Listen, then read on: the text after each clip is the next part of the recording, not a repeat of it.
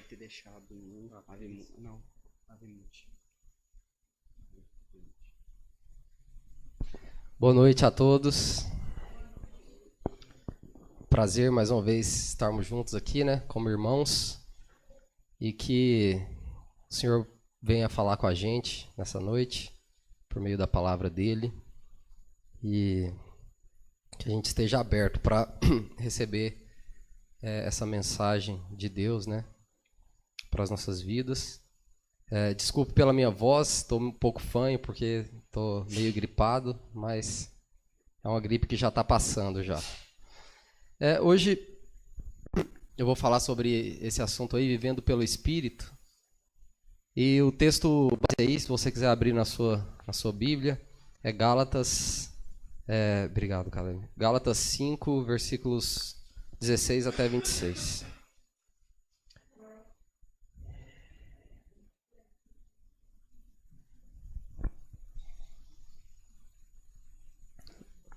Quem não está com a Bíblia aí, está projetado aqui. Então vamos ler o texto. Por isso digo, vivam pelo Espírito, e de modo nenhum satisfarão os desejos da carne. Pois a carne deseja o que é contrário ao Espírito, e o Espírito o que é contrário à carne. Eles estão em conflito um com o outro, de modo que vocês não fazem o que desejam. Mas se vocês são guiados pelo Espírito, não estão debaixo da lei. Ora, as obras da carne são manifestas: imoralidade sexual, impureza e libertinagem, idolatria e feitiçaria, ódio, discórdia, ciúmes, ira, egoísmo, dissensões, facções e inveja, embriaguez, orgias,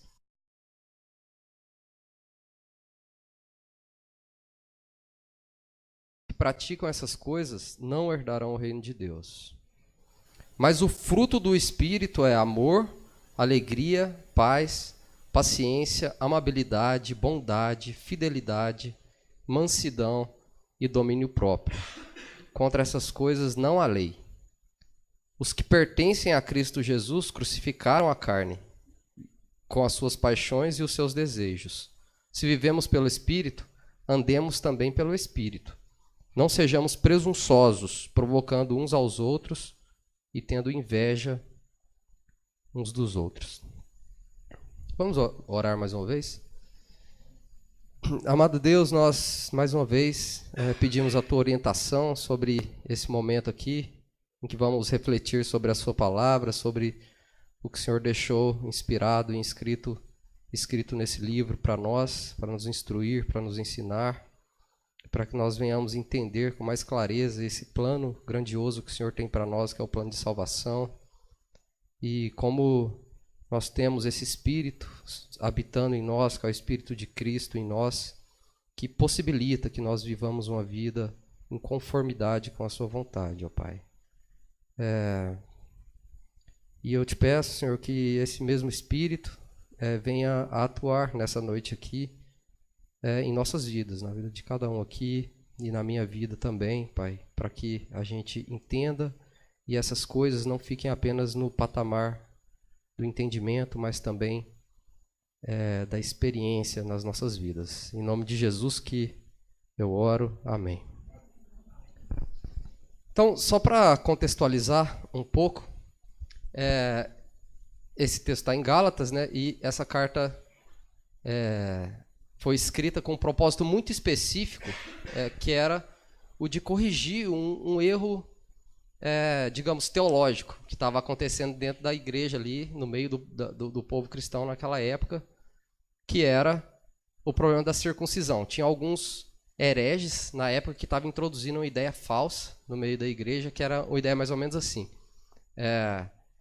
Tá bom, a salvação é por Cristo, você tem que crer nele, você tem que seguir aqui agora essa linha, né, que o pessoal está pregando aí, de crer em Cristo, mas não é só isso. Não é bem só crer em Cristo, você tem que circuncidar também, agora seguir os preceitos das leis que foram dadas para os judeus, aí sim você faz parte dessa aliança, e aí agora sim você é salvo. Essa era a ideia, essencialmente. que esse pessoal estava introduzindo dentro da igreja naquela época, né? E Paulo, ele logo escreveu essa carta, uma carta dura, rígida contra o pessoal que estava começando a aceitar essa doutrina falsa lá no meio deles, né? E essa doutrina começou a entrar de tal modo na igreja que ela meio que foi aceita assim de uma maneira meio, vamos dizer assim, Pedro, que, né, todo mundo sabe quem é Pedro. Jesus ele foi o primeiro que recebeu, né, a responsabilidade, né, de apacentar as ovelhas, né? Então, um dos principais apóstolos, né? E ele começou a meio que não dar ouvido e não seguir esses mestres, mas ele não se opôs a eles, né? E a gente vê claramente Paulo falando isso aqui em Gálatas. Ele falou assim: eu tive que me opor a Pedro, porque Pedro, ele ficou quieto diante dessa circunstância. Vamos ler aqui, Gálatas 2, versículo 11 e 13. Paulo está falando assim: quando, porém, Pedro veio a Antioquia, enfrentei-o face a face, por sua atitude condenável. Pois antes de chegarem alguns da parte de Tiago, ele comia com os gentios. Quando, porém, eles chegaram, afastou-se e separou-se dos gentios, temendo os que eram da circuncisão, que é esse pessoal que eu falei, que estava introduzindo essa ideia de que tinha que circuncidar. Os demais judeus também se uniram a ele nessa hipocrisia, de modo que até Barnabé se deixou levar. Barnabé é aquele que é o... A gente tem até uma música, né? Não fica bem. Eu acho que é esse Barnabé, né, que está falando aqui. Então, imagina, era um homem muito piedoso, né, aqui. E era uma doutrina tão sutil, provavelmente, que até esses homens que estavam cheios de Deus não perceberam a sutileza dessa falsidade que estavam introduzindo ali, né? E Paulo se opôs a Pedro com ousadia aqui e falou: não, tá errado o que você está fazendo. Você vive aí como se fosse um gentio, aí quando chega esses aí, você se afasta dos gentios, né? Tá errado, você tem que se opor a eles que estão ensinando o que é errado, né? Mas a questão Paulo está dando essa carta justamente para argumentar contra essa doutrina e mostrar que esses homens ali que estavam introduzindo essa doutrina falsa estão errados, né? E basicamente eu tentei fazer um resumo assim da argumentação que Paulo dá ao longo da carta, e eu vou colocar aqui, eu vou pontuar algumas delas e colocar os versículos onde resume isso, né? É interessante ler Gálatas do começo ao fim, de uma vez só, que aí você vai entender o teor da carta como um todo. Quando a gente pega só alguns versículos isolados, você pode ficar um pouco confuso, mas quando você lê tudo, você vê claramente que Paulo está fazendo isso. Ele está corrigindo uma heresia que estava dentro daquela igreja, e a heresia é essa, né? E, de certa forma, a gente vai ver que ele amplia, a argumentação dele é mais ampla do que simplesmente a circuncisão. Ele não fica falando só contra a circuncisão. Ele fica falando contra esse legalismo.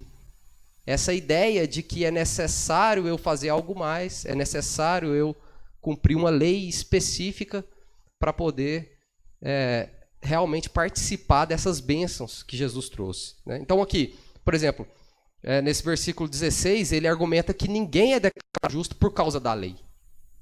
É isso que ele fala, sabemos que ninguém é justificado pela prática da lei, mas mediante a fé em Jesus Cristo, certo? Assim, nós também cremos em Cristo Jesus para sermos justificados pela fé em Cristo, e não pela prática da lei, porque pela prática da lei ninguém será justificado. Então ele fala claramente, não é cumprindo a lei que você é justificado. Ponto final. Não tem o que questionar aqui. Ninguém passa por essa terra e é justificado no fim porque ele conseguiu cumprir a lei. Ao contrário, quem tenta fazer isso, quem tenta viver assim, quem tenta alcançar esse favor de Deus por meio do cumprimento de qualquer lei que seja a lei que está na sua mente, do que você acha que é certo e errado, seja uma lei escrita em qualquer lugar que for, qualquer um que vive assim está sob maldição. É isso que ele diz no versículo 10 aqui. Já os que são pela prática da lei estão debaixo de maldição, pois está escrito. E aí ele usa o que está escrito nas escrituras, né? Maldito todo aquele que não persiste em praticar todas as coisas escritas no livro da lei.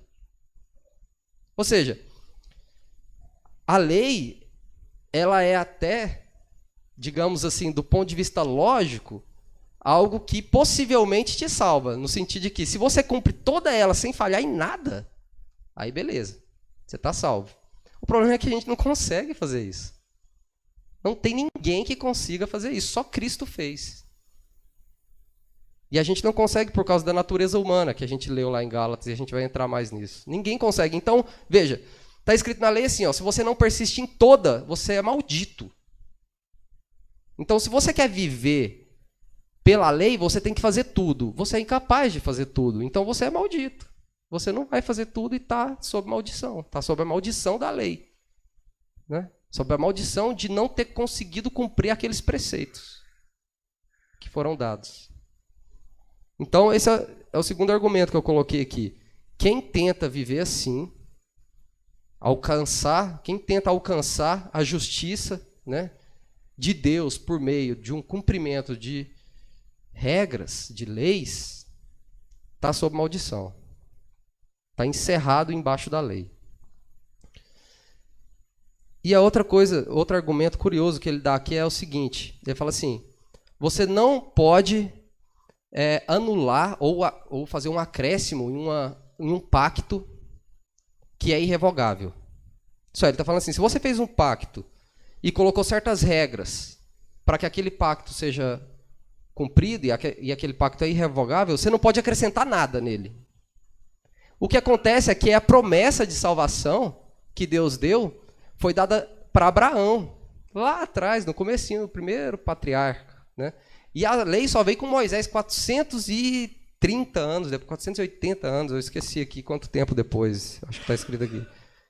Mais de 400 anos depois. Né?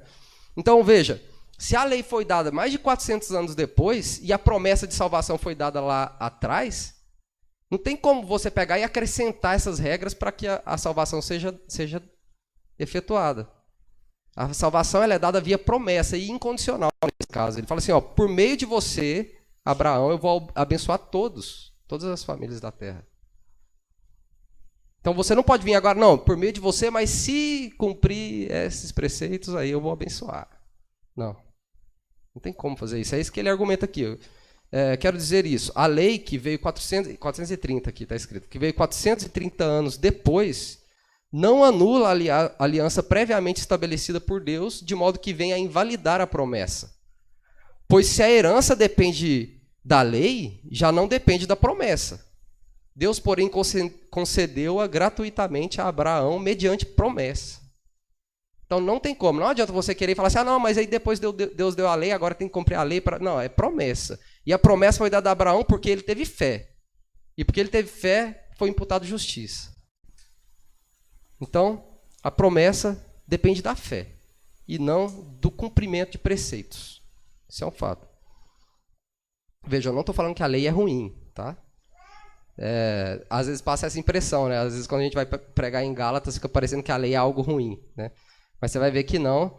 Se você quiser ver claramente que a lei não é algo ruim, é só você ler Romanos capítulo 7 e 8. Aí você vai ver, Paulo está falando da mesma coisa, só que ele está justamente argumentando que a lei não é algo ruim. A gente vai entrar um pouco nisso também. Né?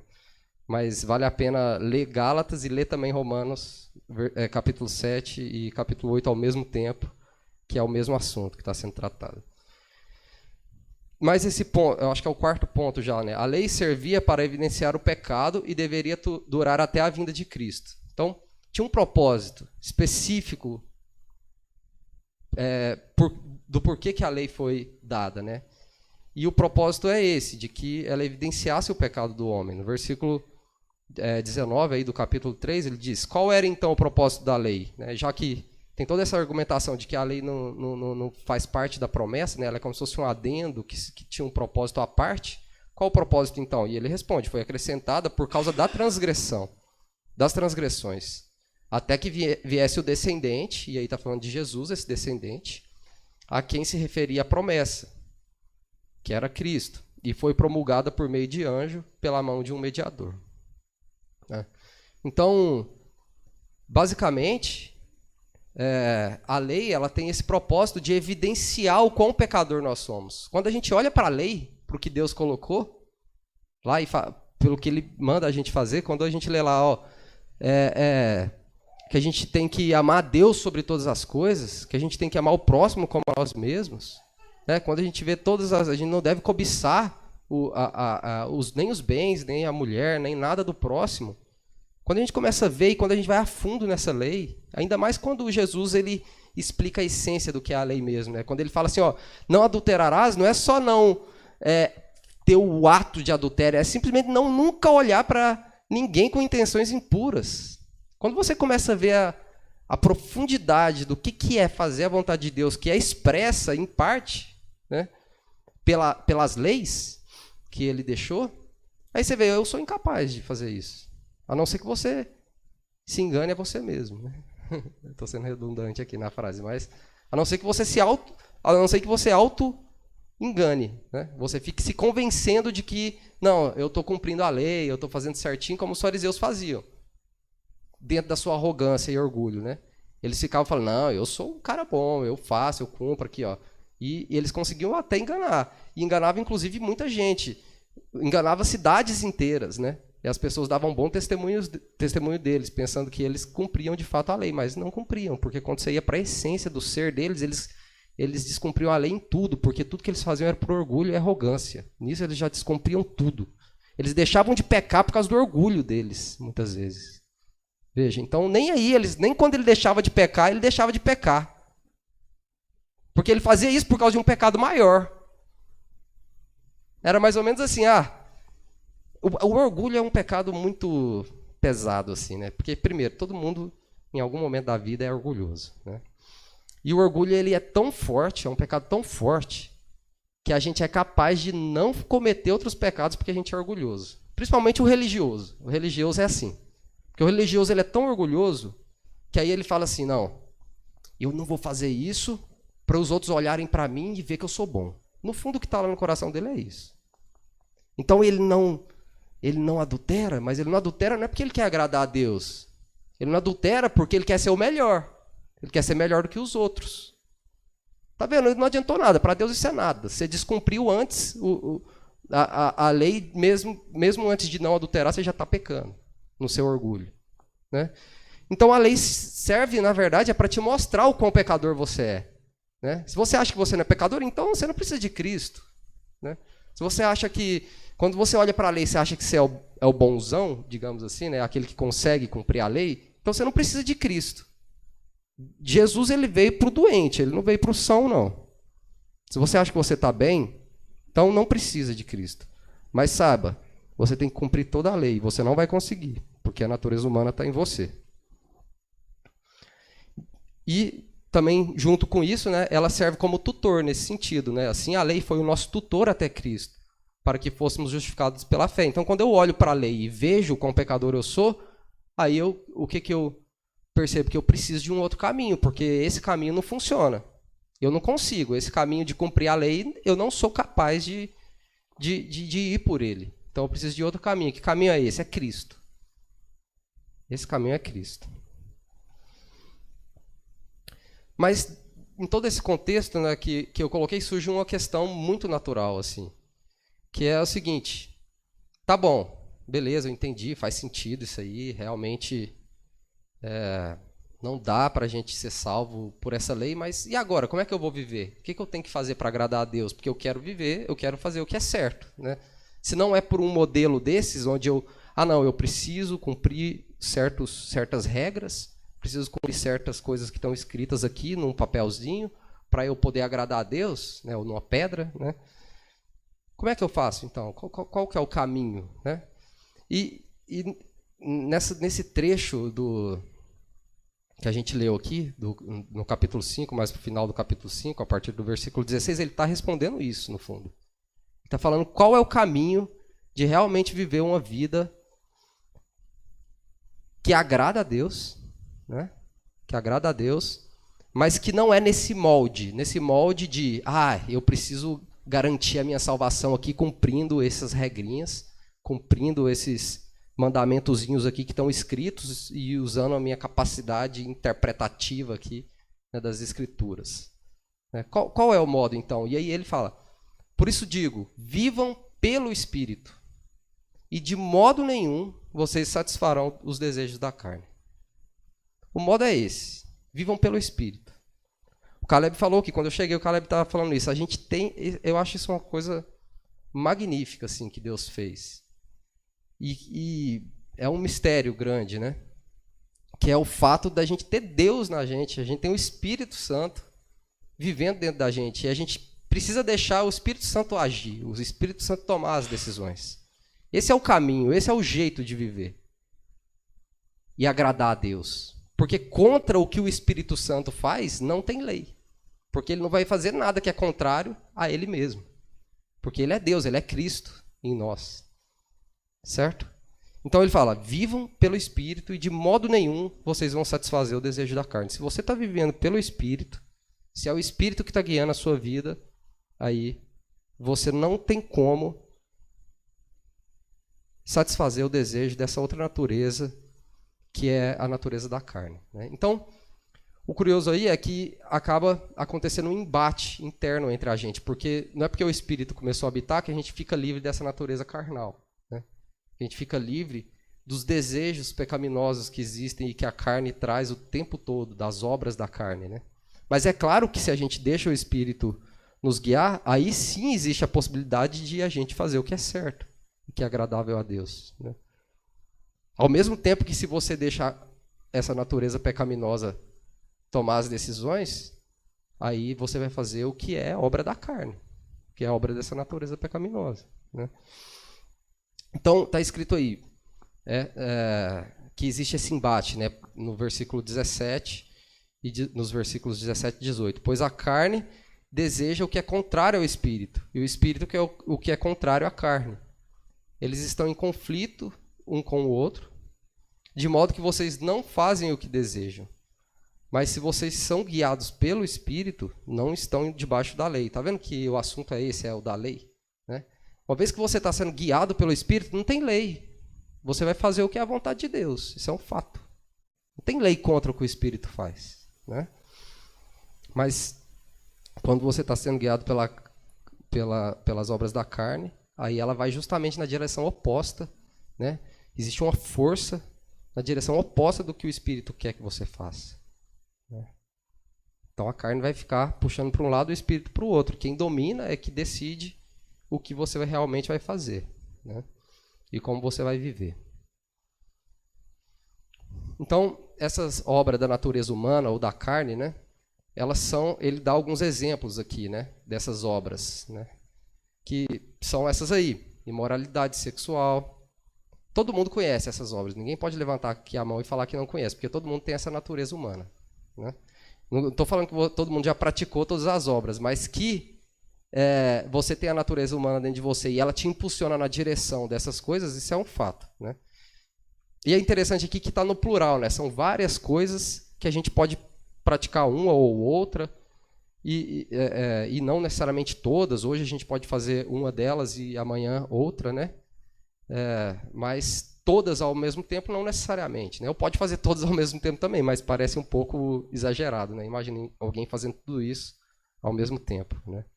Mas eu acho que aí que está esse plural aí, é nesse sentido. São obras que a carne faz na nossa vida. Tem várias obras que a gente pode praticar, motivados ou impulsionados pela natureza humana. Né? E essas obras são imoralidade sexual, impureza, libertinagem, idolatria, feitiçaria, ódio, discórdia, ciúme, ira, egoísmo, dissensões, facções, inveja, embriaguez, orgias e coisas semelhantes, etc. Né? Tem várias outras que a gente pode continuar falando aqui. Eu os advirto, como já os adverti, que os que praticam essas coisas não herdarão o reino de Deus. Né? Então, primeiro,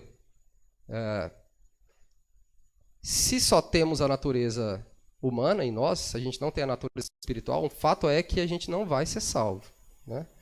Apesar de esse termo aqui, não herdarão o reino de Deus, pode ter outras interpretações, mas uma coisa que todo mundo aqui vai concordar, e é verdade, é que se você só tem essa natureza humana em você e você não tem a natureza espiritual, então você não vai ser salvo. E isso é claro lá em Romanos 7, 8, se você quiser ler depois, fica bem claro que ele faz exatamente essa afirmação lá, Paulo.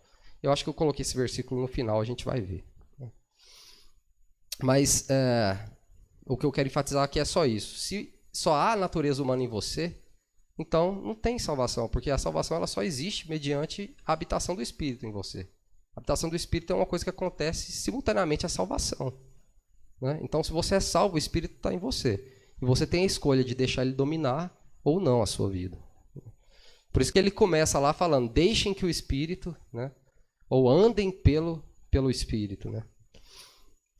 Bem, Romanos 7 e 18, eu já tinha falado de Romanos aqui, diz o seguinte, 18 e 19. Sei que nada de bom habita em mim, isso é, em minha carne, porque tenho o desejo de fazer o que é bom, mas não consigo realizá-lo. Pois o que faço não é o bem que desejo, mas o mal que não quero fazer. Esse eu continuo fazendo.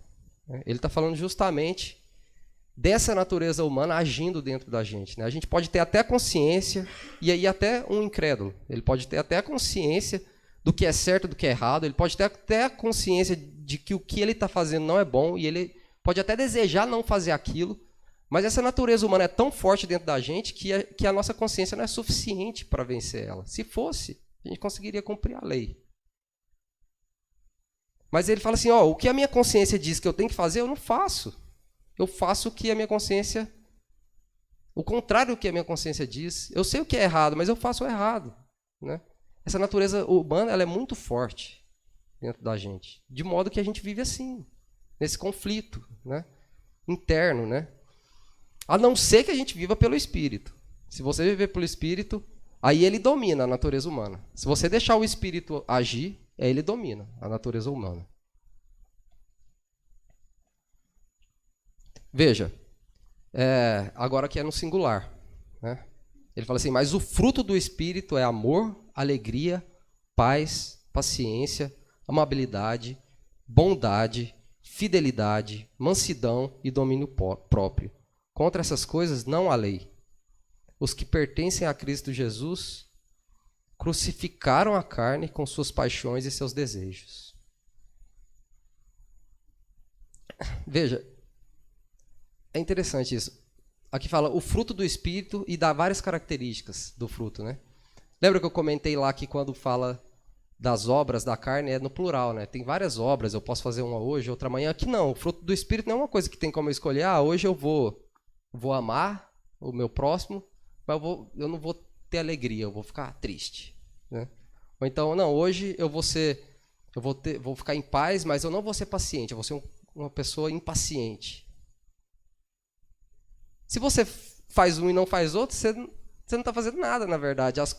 Esse fruto do Espírito está junto, entendeu? É um fruto do Espírito. Né? É um singular. Né? Quando o Espírito domina, todas essas coisas estão presentes ao mesmo tempo na nossa vida. Ao mesmo tempo. Né? Enquanto que as obras da carne são várias coisas que a gente pode fazer motivados por essa natureza humana que está na gente. Né? Impulsionados por essa natureza humana que está na gente. Né? Então a gente vê pelo menos esses 3 elementos. Né? Essa consciência que a gente tem, que até o ímpio pode ter, né, de que está fazendo alguma coisa errada. Né? Essa natureza humana que todo mundo tem, né, que nos impulsiona na direção de fazer o que é errado, o que é contrário à vontade de Deus. E agora que você é um salvo, se você se entregou a Jesus e o Espírito Santo habita na sua vida, agora você tem essa natureza espiritual. Que se ela domina, ela gera esse tipo de fruto. Ela gera esse fruto. Esse fruto aqui. E veja, eu coloquei em negrito aqui paciência, que eu quero entrar um pouco mais só em uma dessas características, e eu vou entrar na paciência.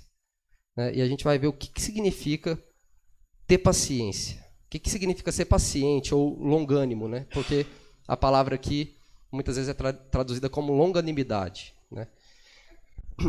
Bem, essa palavra no grego, eu não sei se eu vou pronunciar certo, porque eu não sei grego, né? Eu uso o dicionário para ver esses significados aqui, mas é macrotumia, ou macrotumia, não sei exatamente como pronunciar. E macro é uma palavra até familiar para a gente, traz a ideia de grande, né? Quando a gente fala macroscópio, é uma coisa que serve para ver coisas grandes, né? Então, traz a ideia de grande. Túmia, que vem da raiz tumus, ela tem a ver com ira, com raiva, ou então com fúria, ira que ferve de forma imediata e logo se acumula outra vez. Quando você junta essas duas palavras, ela traz a ideia assim, de uma pessoa que é tardia para se irar. Ela é longânima. É tardia para se irar. Ela não se ira com facilidade, não é uma pessoa explosiva, né? Ela é tardia para se irar. E o fruto do Espírito é isso. A gente é tardio para se irar. Certo? No grego, normalmente isso aparece com duas palavrinhas, que transliterado fica assim, orek, afá. Não sei se é assim que fala também. Mas tem... O Joe falou disso quando ele estava falando dos membros do corpo.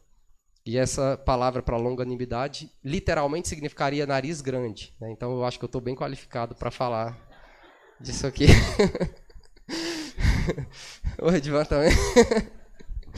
Mas brincadeiras à parte, o nariz aqui está associado com ira também. Então no hebraico ela é formada, essa palavra, do mesmo jeito que no grego, né?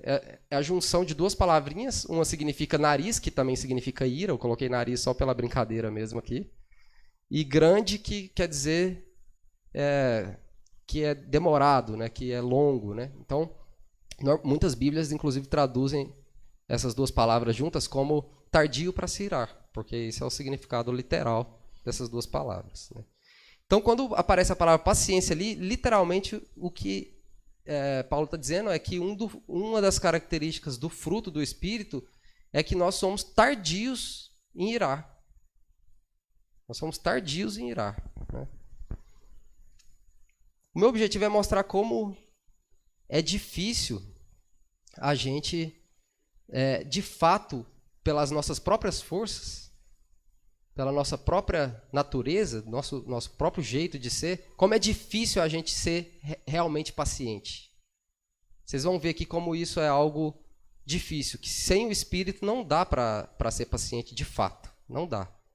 Dá para você enganar, dá para você fingir que é paciente, mas ser paciente de fato não dá. Veja, essa característica é uma característica de Deus. Uma característica de Deus. Em 2 Pedro 3:9 diz, o Senhor não demora em cumprir a sua promessa, como julga alguns. Pelo contrário, ele é paciente com vocês, não querendo que ninguém pereça, mas que todos cheguem ao arrependimento.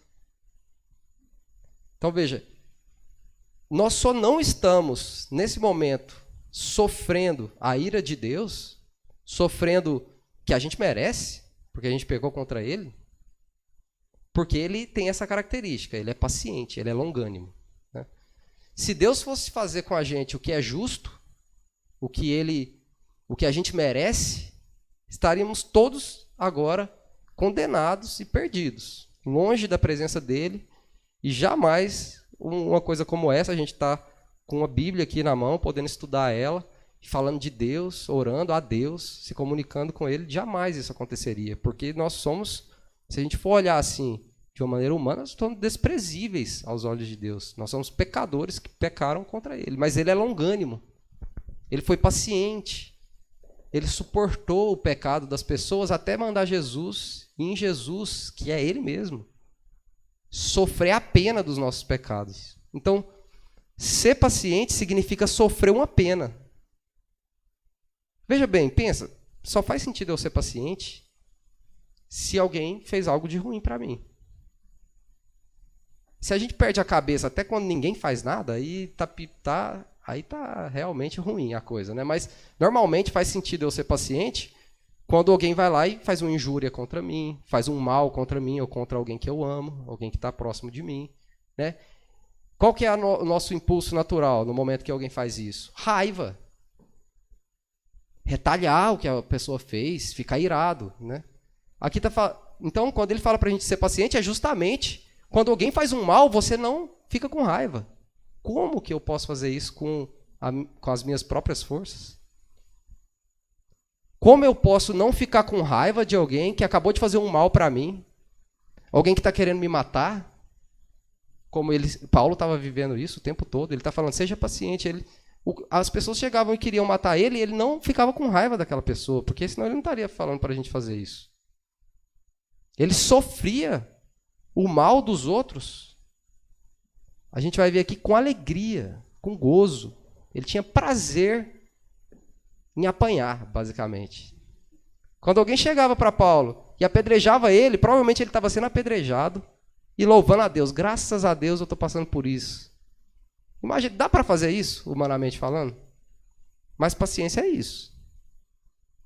Você quer fazer a vontade de Deus? Você quer cumprir a vontade de Deus com as suas próprias forças? Vai lá, tenta fazer. Não vai funcionar. Lá em Números, o Senhor é muito paciente, grande em fidelidade, e perdoa a iniquidade e a rebelião. Só que ele faz o adendo, né? Se bem que não deixa o pecado sem punição, porque ele é justo também, né? E castiga os filhos pela iniquidade dos pais até a 3ª e 4ª geração, né? Essas duas coisas juntas não encaixam, né? Só encaixa porque tem Jesus, porque em Jesus toda a pena caiu sobre ele, né? Sem Jesus, esse versículo aqui é totalmente sem sentido, né? Ele é paciente, mas ele pune como? Né? Ele pune ele mesmo, ele toma a pena para si. E é isso que ele está falando para a gente fazer. Se o Espírito, que é o próprio Deus, está em você e está fazendo você fazer o que você faz, então é assim que ele vai agir, porque Deus age assim. Ele sofre a pena e não se ira. Ele é longânimo. A longanimidade, ou a paciência, né, é extremamente benéfica, né? Apesar de ser uma coisa que a gente já percebeu que é difícil de fazer. Por exemplo, em Provérbios 14, 29, diz que o homem paciente dá prova de grande entendimento, mas o precipitado revela insensatez. Então, normalmente, o paciente, essa pessoa que tem essa capacidade de não se irar, né, ou de ser longânimo, né, ser tardio em se irar, ele está associado com inteligência, entendimento, enquanto que o contrário disso está associado com insensatez, com tolice. O homem irado, de pavio curto, ele é insensato. É isso que está falando aqui, enquanto que o paciente, ele é um homem que tem entendimento. O homem irritável, né, que aqui no caso seria o contrário de ser paciente, provoca dissensão, mas quem é paciente acalma a discussão. Então, o paciente é aquela pessoa que consegue apaziguar, enquanto que o irritável, essa pessoa que é estourada, sempre onde ela está vai ter problema, vai ter dissensão, as pessoas vão estar brigando, né? Então, é uma qualidade muito boa essa, né? Melhor é o homem paciente do que o guerreiro. Mais vale controlar o seu espírito do que conquistar uma cidade. Veja, pensa, quanto valor tem um homem que é capaz de conquistar uma cidade, que é um homem de guerra, né? Tá falando, o paciente é muito melhor do que isso. Ser paciente é muito melhor do que ser conquistador, do que conseguir ganhar uma guerra, né? Então é uma qualidade muito grande, né? A sabedoria do homem lhe dá paciência. Sua glória é ignorar as ofensas. Veja, quando o homem é sábio, ele acaba sendo paciente, né? Como a gente viu lá no primeiro versículo. E a glória dele, o que ele tem prazer, é justamente aquilo que a gente estava falando. Ignorar a ofensa do outro. Quando alguém te ofende, você fica tranquilo. Isso que traz prazer para ele, imagina. Nós somos cheios de querer nossos direitos, né? Ah, eu sou crente, mas eu não sou idiota. Assim, eu escuto muita gente falando isso, né? Sou crente, mas eu não sou bobo também, né? Se você quiser pensar assim, então aqui a proposta é, seja bobo. Não fique irado e sempre reivindicando, tem que fazer, tem que ser do meu jeito. Não, não é isso. Paciência é tomar a pena para você. E o paciente, ele é uma pessoa persuasiva, né? Com muita paciência pode se convencer a autoridade. E a língua branda quebra até os ossos, né? Então, às vezes as pessoas tem pessoas que acham que são muito cheias de razão, né? E elas querem convencer os outros com a sua gritaria, né? Você vai conversar, é até difícil às vezes. Você vai conversar com algumas pessoas que acham que pode convencer alguém por meio da gritaria. Aí ela não te deixa falar e fica gritando no seu ouvido. Mas aqui está falando que quem consegue convencer de fato, e convence até as autoridades, até o príncipe, é o paciente. Aquela pessoa que escuta, é calmo, não fica irado, né? Essa pessoa Então, veja, é uma qualidade muito grande, né? Mas, nesses 2 versículos, como eu já tinha comentado antes, a gente vai ver aqui agora, Paulo, ele vai além. Ele fala assim, além de eu não ficar irado, além de você, essa paciência significa, além de você não ficar irado, você ficar alegre, grato e ainda ter prazer, ter gozo. Como é possível isso, né? Colossenses 1, versículos 11 e 12. Sendo fortalecidos com todo o poder, de acordo com a força da sua glória, para que tenham toda perseverança e paciência com alegria, dando graça ao Pai, que nos tornou dignos de participar da herança dos santos no reino da luz. Então ele fala, ó, tenham paciência e ao mesmo tempo, junto com a paciência, alegria. Já é difícil você pensar uma situação em que você é capaz de fato ser paciente, que alguém está te injuriando, que alguém está te fazendo mal, que alguém está prejudicando você, prejudicando a sua família, e você fica calmo, você fica tranquilo, não fica com raiva dessa outra pessoa. Já é difícil isso. Agora está falando assim, não, fique alegre ao mesmo tempo. É aí que é bom. Se você fica alegre ao mesmo tempo, aí está começando a ficar bom, porque aí você está sofrendo, mesmo não fazendo mal. E não está retalhando, então você está em vantagem aí. Lá em 2 Pedro, o Joe leu esses dias também o versículo aqui que fala assim, ó, é melhor você sofrer por fazer o bem do que por fazer o mal. Porque se você sofre por fazer o mal, isso é só consequência do que você fez. Do mesmo modo, é muito melhor você sofrer e ficar alegre do que sofrer e ficar irritado. Né? Então, é isso que ele está falando aqui. Ó, seja paciente e alegre ao mesmo tempo. E ainda depois, dê graças ao Pai por isso. É difícil a gente se lembrar de uma situação que a gente fez isso. A gente saiu de casa, alguém foi lá e fez uma coisa de ruim com você. Aí, na hora, você ficou alegre, chegou em casa e ainda agradeceu a Deus porque aquilo aconteceu. Quem faz isso motivado pela própria natureza humana? Não faz. Não faz. 2 Coríntios 12, 10. Por isso, por amor de Cristo, regozijo-me nas fraquezas e nos insultos, nas necessidades, nas perseguições, nas angústias, pois quando sou fraco é que sou forte. Então ele está falando de várias coisas aqui, né, que faz ele regozijar, porque ele está falando dessa questão, né, de que bom é quando eu sou fraco, porque é aí que Deus se manifesta.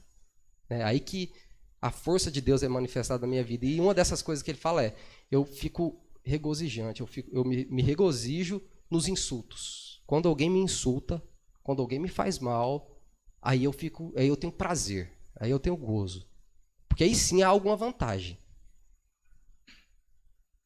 Se você se alegra porque alguém te falou bem de você, tá bom, tá 0-0. Alguém falou bem de você, você tem que se alegrar mesmo, né?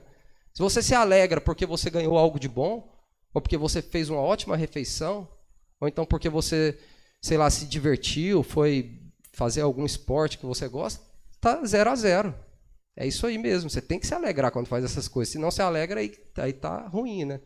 Mas aí se você se alegra quando alguém te insulta, aí há algo realmente acontecendo. Se você se alegra ao invés de ficar condenando, ao invés de ficar falando mal, de ficar xingando a pessoa, você se alegra quando alguém te insulta, quando alguém fala mal de você, você fica feliz, aí sim. Aí o Espírito Santo está atuando em você. Aí o Espírito Santo está atuando em você. Agora não venha me dizer que é em nome de Deus que você fica com raiva. Porque isso não é obra do Espírito. Lá nas obras nas obras da carne, né, nas obras da natureza humana, a ira é uma das obras da carne. Então não me venha dizer que a sua ira vem de Deus. Não vem. Vem da sua natureza humana.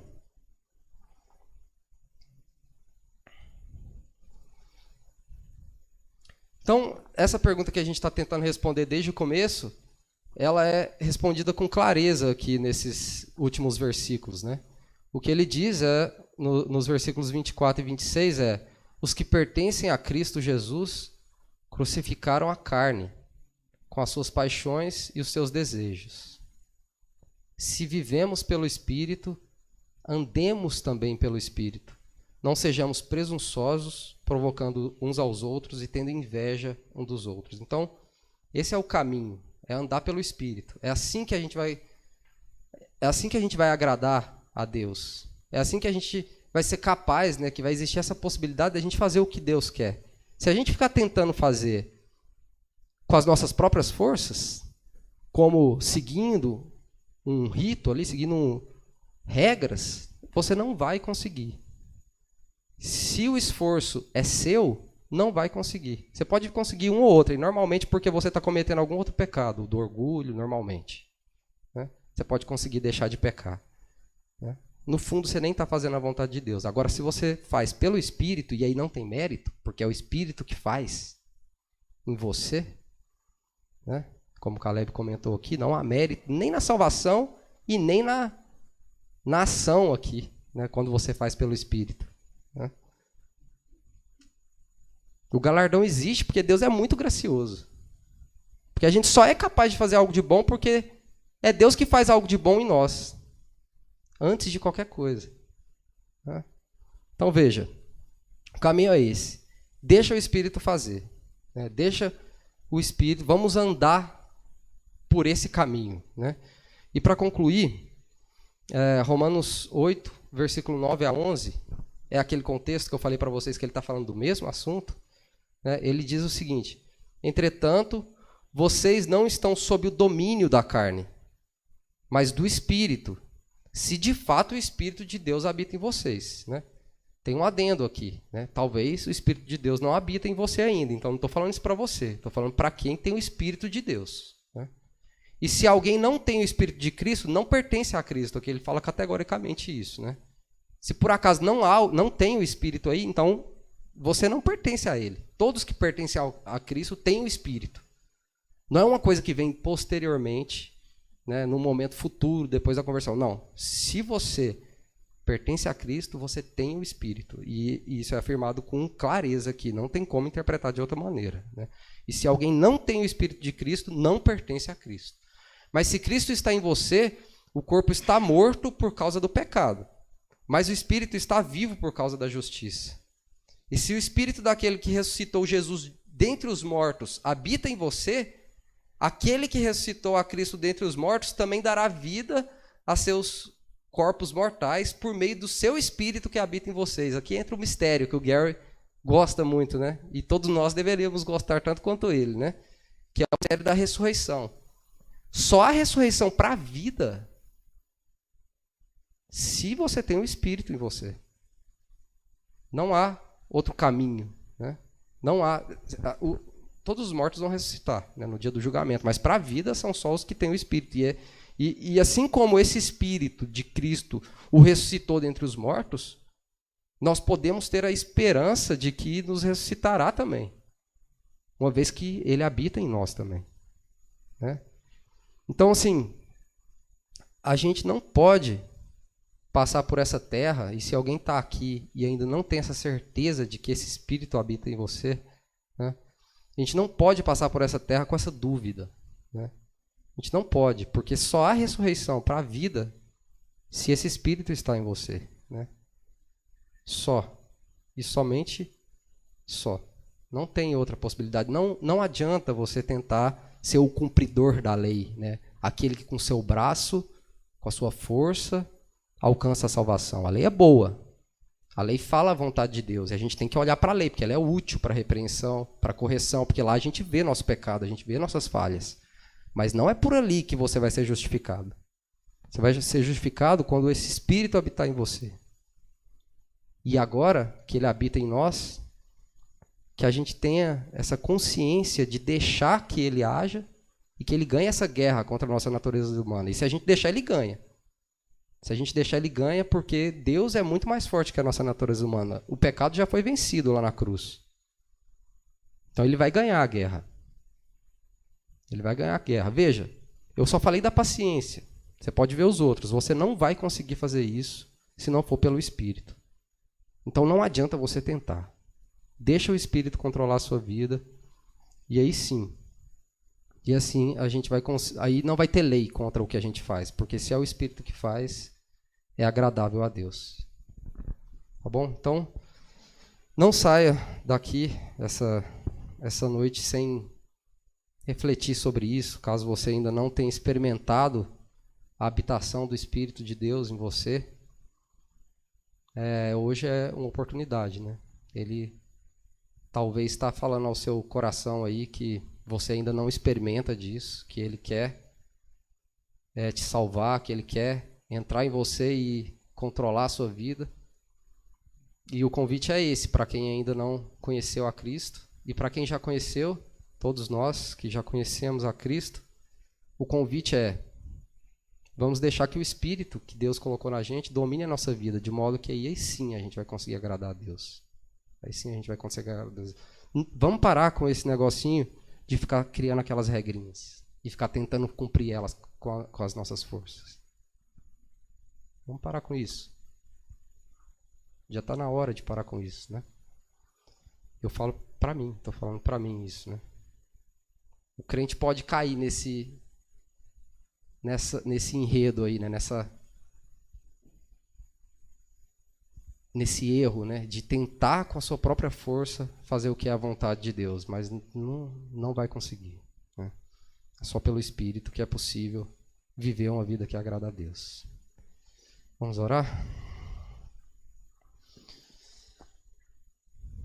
Amado Deus, nós te agradecemos, Pai, porque o Senhor é um Deus muito bom, o Senhor é um Deus longânimo que não nos condenou, não nos destruiu imediatamente por meio da sua justiça, mas o Senhor foi paciente, longânimo para conosco, tomou a pena sobre si mesmo e hoje nós podemos desfrutar dessa salvação que é pela fé. E temos incrivelmente esse Espírito habitando em nós que permite que não sejamos escravos mais do pecado, não sejamos mais escravos dessa natureza humana que fatalmente está em todos. Mas agora nós somos servos do Senhor, somos pessoas que são dirigidas e guiadas pelo Teu Espírito. Pai, que Ele domine as nossas vidas, que nós estejamos cheios dEle e que venhamos a fazer a Tua vontade, não por nós mesmos, não pela nossa força ou pelo nosso mérito, mas pela ação do Teu Espírito em nós. Pai. Em nome de Jesus, que eu peço por isso e agradeço por tudo. Amém.